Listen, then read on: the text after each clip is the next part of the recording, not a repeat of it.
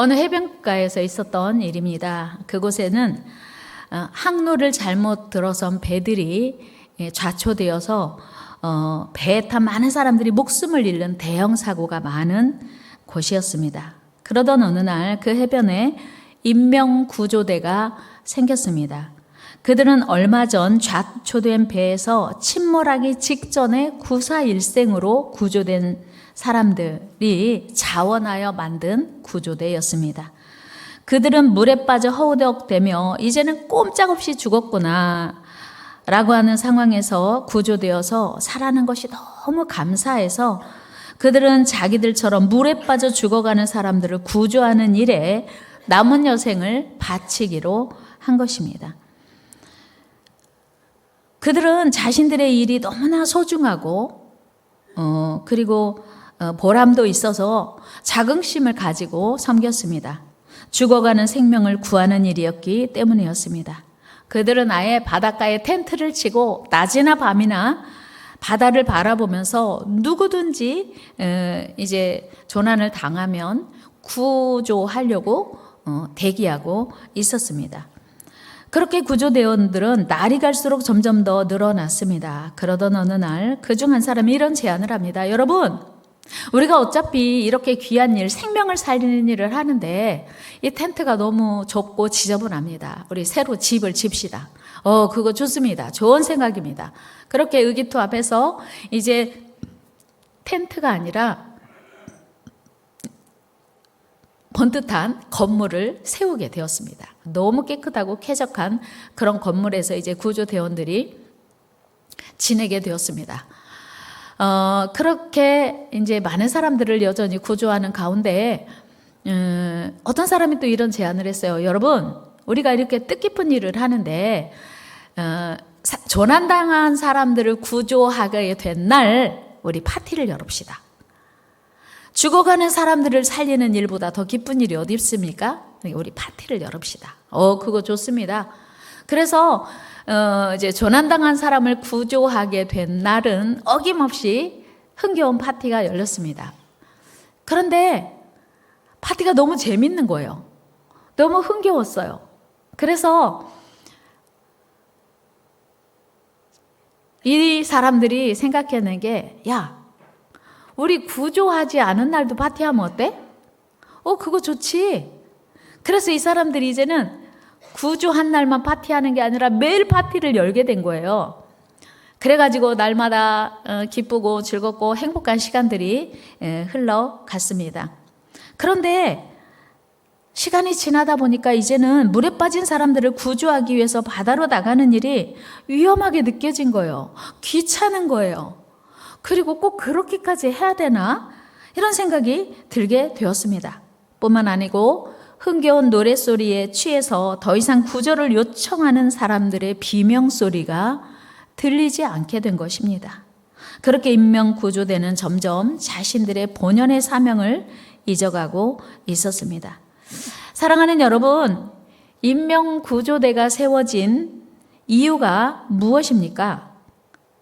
사람을 구조하기 위한 거예요. 그런데 더 이상 사람을 구조하는 일에 등한히 하게 된 구조대는 필요 없게 된 거죠. 그야말로 유명무실하게 되어서 사라지게 되었다는 것입니다.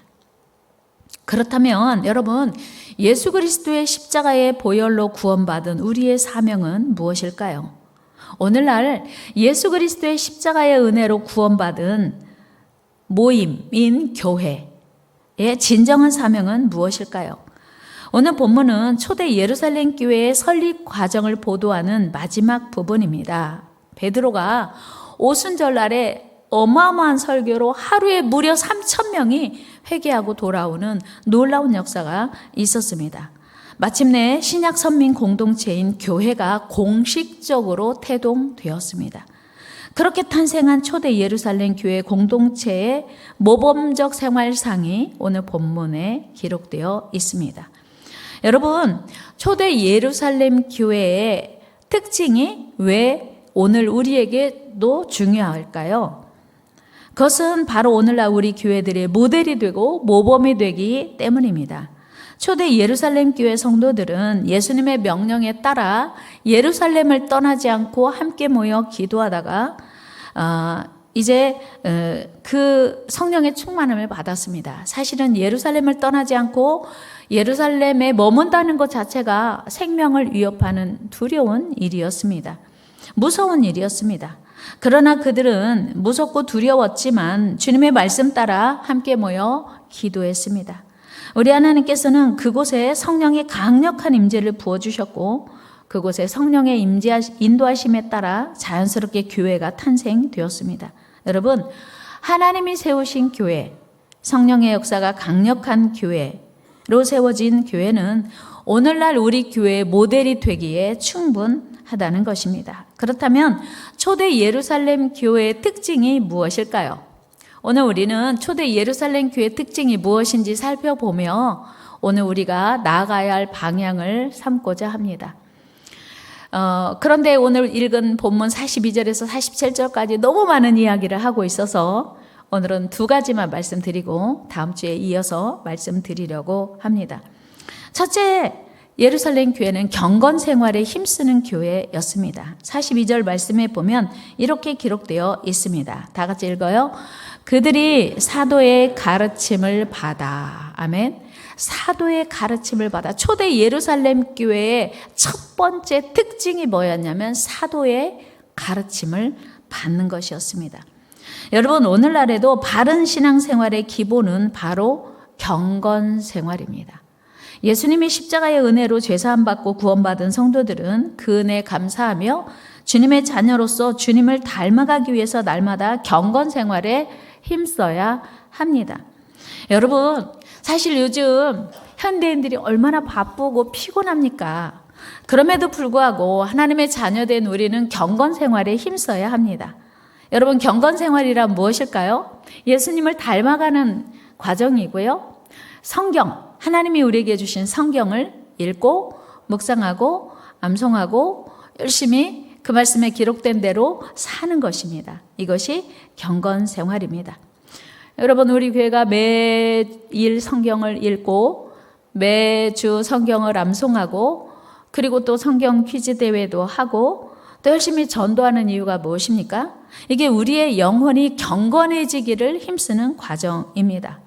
물론 요즘은 다양한 매체를 통해서 은혜의 말씀을 쉽게 들을 수 있고 만날 수 있습니다. 그러나 오늘 본문에서 특별히 가르쳐주고 있는 말씀이 뭐냐면 사도의 가르침을 받는다는 것입니다. 요즘 젊은이들, 현대인들은요, 누군가의 가르침을 별로 좋아하지 않습니다. 내가 알아서 한다는 거예요. 내가 신앙생활도 알아서 하고 교회 섬기는 것도 내가 알아서 할 테니 상관하지 말라 그러는데 초대 예루살렘 교회의 가장 우선되는 그 지침이 뭐였냐면 사도의 가르침을 받는다는 것입니다. 저희가 사도의 가르침을 받아. 그렇습니다. 여러분, 사도의 가르침을 받는 일이 귀찮고 번거롭습니다. 그러나 초대 예루살렘 교회가 사도의 가르침을 받았다는 것은 우리에게 대단한 교훈을 주고 있습니다. 초대 예루살렘 교회 성도들은 하나님이 세우신 신앙 지도자의 가르침에 따라 열심히 배우고 그 말씀에 순종하여 적극적으로 협조했습니다. 여러분, 오늘날에도 성도들은 목회자의 신앙의 지도와 안내에 따르도록 하나님의 영적 질서를 세우고 있습니다. 우리 히브리서 13장 17절 말씀 읽어요. 시작.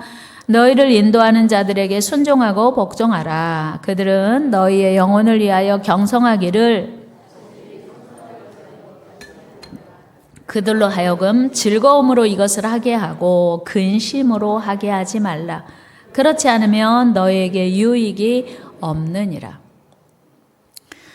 여러분들을 위하여 누가 기도합니까? 여러분들의 신앙을 누가 염려합니까? 여러분들의 믿음이 성장하기를 누가 고대합니까? 신앙의 지도자, 여러분들을 인도하는 목회자인 것입니다. 여러분, 오늘날에도 성도들은 목회자의 인도를 따라야 돼요. 건강한 교회는 성도들이 목회자의 안내에 잘 따르고 순종하고 협조합니다. 여러분, 출애굽한 이스라엘 백성들은 르비딤에서 최초로 아말렉의 공격을 받습니다. 이때 모세는 여호수아 장군으로 하여금 이스라엘 백성들과 함께 나아가 아말렉과 맞서 싸우도록 했습니다. 그리고 이스라엘의 지도자 모세는 전쟁 상황이 한눈에 바라보이는 높은 산에 올라가서 이제 그 전쟁 상황을 지켜보며 하나님께 두 손을 들고 기도합니다. 놀라운 것은 전쟁 상황이 여호수아와 이스라엘 백성들의 열심이나 전술에 의해서가 아니라 지도자 모세의 손의 위치에 따라서 이스라엘의 승패가 갈리더라는 것입니다. 우리 출애굽기 17장 11절 읽습니다. 시작. 모세가 손을 들면 이스라엘이 이기고 손을 내리면 아말렉이 이기더니. 아멘. 그렇습니다. 지금 전쟁은 여호수아 장군과 이스라엘 백성들이 아말렉과 싸워요. 르비딤이라는 지역에다가 싸웁니다. 그런데 전쟁의 결과는 모세의 손에 의해서 좌우되더라고 하는 거예요. 대단히 중요한 이야기를 성경은 우리에게 웅변하고 있습니다. 따라서 모세는 어떻게 해서든지 두 팔을 하늘을 향해 들고 있어야 할 상황이었습니다. 여러분, 두 팔을 들고 몇 분을 견딜 수 있을 것 같습니까? 아마 5분도 쉽지 않을 것입니다.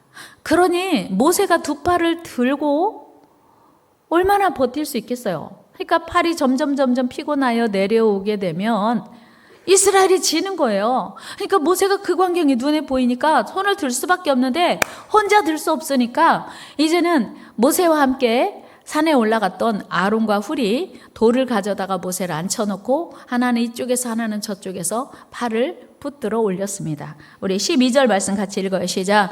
모세의 팔이 피곤함에 그들이 돌을 가져다가 모세 아래 놓아 그가 그 위에 앉게 하고 아론과 훌이 한 사람은 이쪽에서 한 사람은 저쪽에서 모세의 손을 붙들어 올렸더니 그 손이 해가 지도록 내려오지 아니한지라. 아멘. 그러니까 아론과 훌이 이제는 모세 혼자가 아니라 동역자의 힘으로, 도움으로, 조력으로 손을 올릴 수 있었어요. 그랬더니 결과가 놀랍게 대승리였다는 것입니다. 13절 말씀 읽습니다. 시작. 여호수아가 칼날로 아말렉과 그 백성을 쳐서 무찌르니라. 아멘. 자, 보세요. 여호수아가 앞서 나가서 엄청나게 격전을 벌였습니다. 그런데 전쟁의 결과가 모세의 손에 있었다고 하는 사실은 무엇을 의미합니까? 하나님은 앞서 나가 싸우는 사람들의 그 열정도 중요하지만 지도자의 자세를 보신다고 하는 거예요. 그런데 오늘 그 지도자가 혼자서는 감당할 수 없어서 아론과 훌이 동역했다고 하는 것이 우리에게 대단한 교훈이 되는 것입니다. 여러분, 이것이 하나님께서 세우신 영적 질서입니다. 하나님께서 세우신 영적 지도자 한 사람이 그렇게 중요하고 한 사람이 그 사명을 감당하기 위해서 조력자가 필요하다는 것입니다. 도움이 필요하다는 거예요. 따라서 이스라엘 승리를 이루는 데는 모세와 함께 아론과 훌의 적극적인 협력이 주요했습니다. 여러분, 오늘 우리에게도 이런 아름다운 동역과 협력이 필요합니다. 우리 모두 함께 동역함으로 주님의 몸된 교회를 세워갑시다. 옆 사람과 인사해. 우리 서로 동역합시다. 우리 서로 협력합시다. 그런가 하면 구약의 모세뿐만 아니라 신약의 베드로 사도나 사도 바울도 그들의 사역을 적극적으로 도운 동역자들과 함께 그 귀한 사역을 감당했다는 것입니다. 사도행전 12장에 보면 베드로 사도가 복음을 전하다가 투옥되었습니다. 그때 예루살렘 교회 모든 성도들은 한마음이 되어서 베드로 사도의 석방을 위해 기도합니다. 우리 사도행전 12장 5절입니다. 이에 베드로는 옥에 갇혔고 교회는 그를 위하여 간절히 하나님께 기도하더라. 보세요. 베드로 사도는 감옥에 갇혔어요. 그리고 교회가 기도했대요. 무슨 얘기일까요? 건물이 기도할 수 있나요? 교회는 성도들의 모임이에요. 세상으로부터 부름받은 성도들의 모임이 교회입니다. 우리가 교회예요. 여러분이 교회입니다. 모임이 교회예요.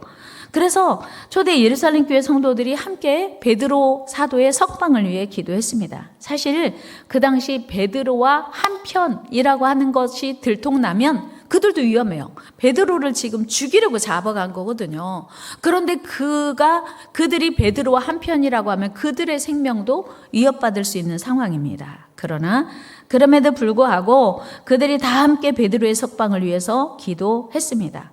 그 결과 그 기도 때문에, 그들의 협력 때문에 하나님께서는 천사를 보내서 베드로가 자고 있는 그 감옥에 이제 문을 열고, 그리고 베드로를 묶고 있는 쇠사슬을 풀고 베드로를 밖으로 인도했습니다.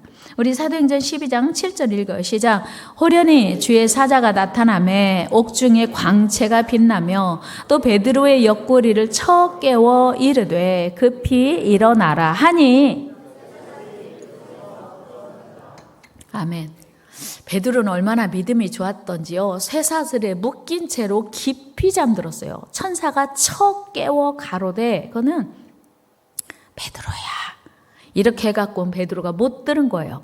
옆구리를 쳐 깨워 가로되 일어나라 한 겁니다. 야, 성도들은 기도했더니 하나님은 천사를 통해서 베드로가 갇힌 감옥에 보냈더라고 하는 것입니다. 큰 길까지 천사의 안내를 받아 탈출했던 베드로가 성도들이 모여있는 곳으로 갔습니다. 놀랍게도 성도들은 그때까지 밤을 새워 기도하고 있었습니다. 사도행전 12장 12절입니다. 시작.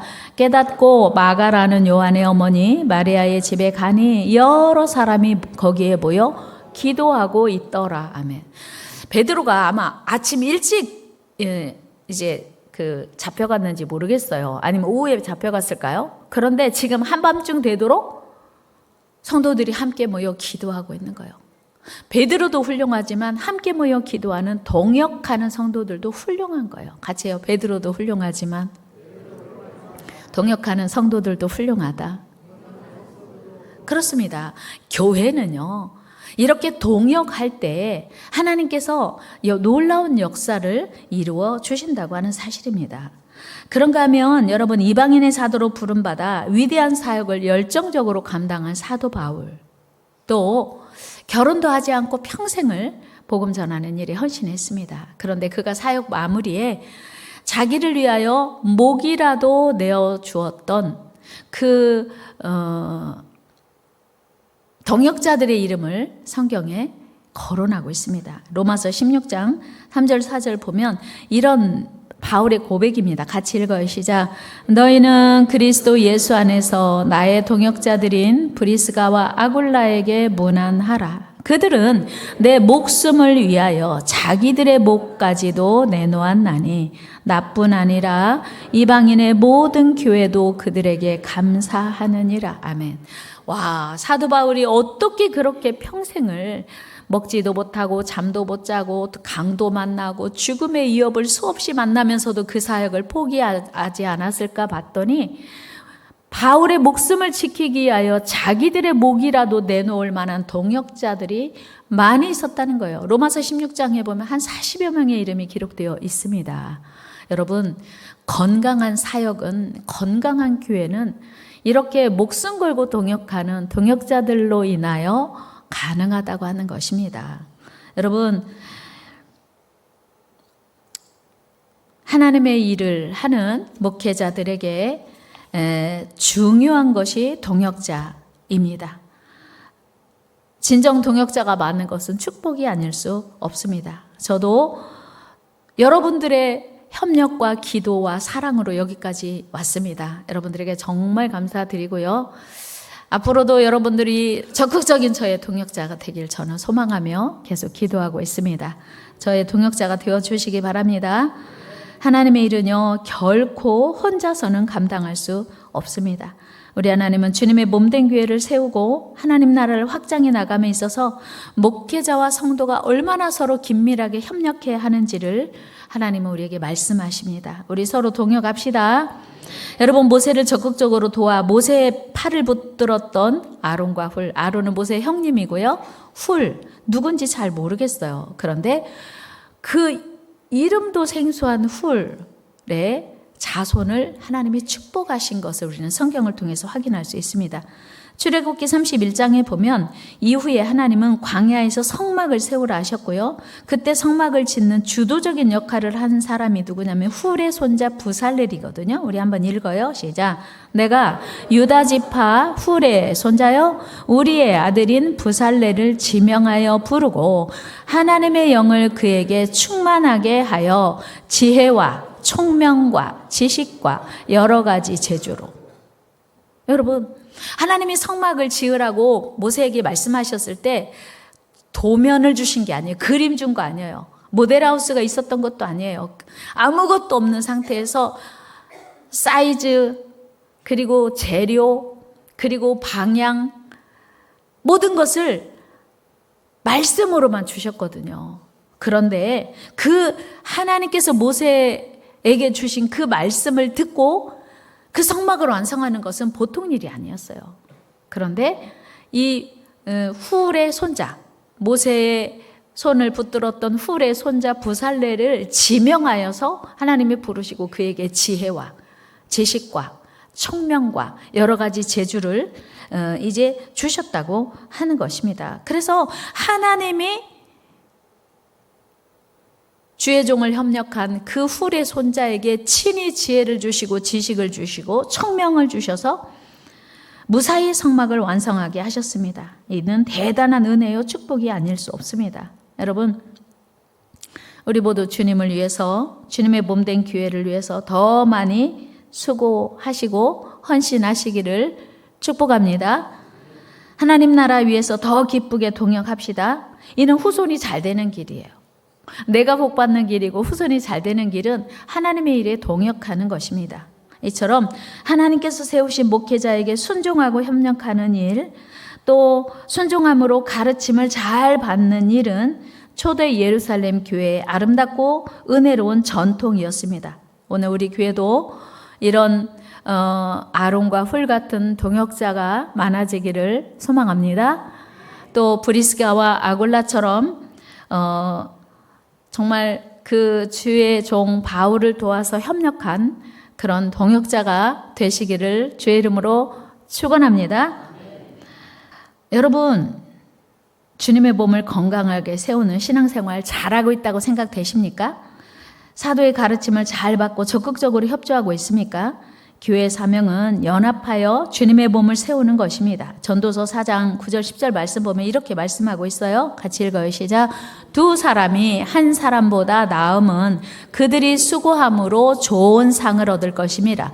혹시 그들이 넘어지면 하나가 그 동물을 붙들어 일으키려니와 홀로 있어 넘어지고 붙들어 일으킬 자가 없는 자에게는 화가 있으리라. 믿음의 친구가 없는 사람은요, 외로울 거야 이렇게 말하면 되는데 화가 있대요. 누군가 내가 넘어졌을 때 붙들어 일으킬 사람이 없으면요, 그 사람에게 화가 있대요. 여러분, 믿음의 친구를 많이 두시기를 바랍니다. 성도의 교제와 연합은 주님의 뜻이요 명령입니다. 하나님께서 세우신 우리 교회가 초대 예루살렘 교회처럼 건강한 교회, 사도의 가르침을 잘 받는 교회, 성도의 교제가 풍성한 교회 되시기를 축복합니다. 마지막으로 윤동주 시인의 내 인생의 가을이 오면 이라는 시를 읽어드림으로 오늘 말씀 마치려고 합니다. 내 인생의 가을이 오면 나는 나에게 물어볼 이야기들이 있습니다. 내 인생의 가을이 오면 나는 나에게 사람들을 사랑했느냐 물을 것입니다. 그때 가벼운 마음으로 말할 수 있도록 나는 지금 많은 사람들을 사랑하겠습니다. 내 인생의 가을이 오면 나는 나에게 열심히 살았느냐고 물을 것입니다. 그때 자신 있게 말할 수 있도록 나는 지금 맞이하고 있는 하루하루를 최선을 다하여 살겠습니다. 중략하고요. 내 인생의 가을이 오면 나는 나에게 어떤 열매를 얼마만큼 맺었느냐고 물을 것입니다.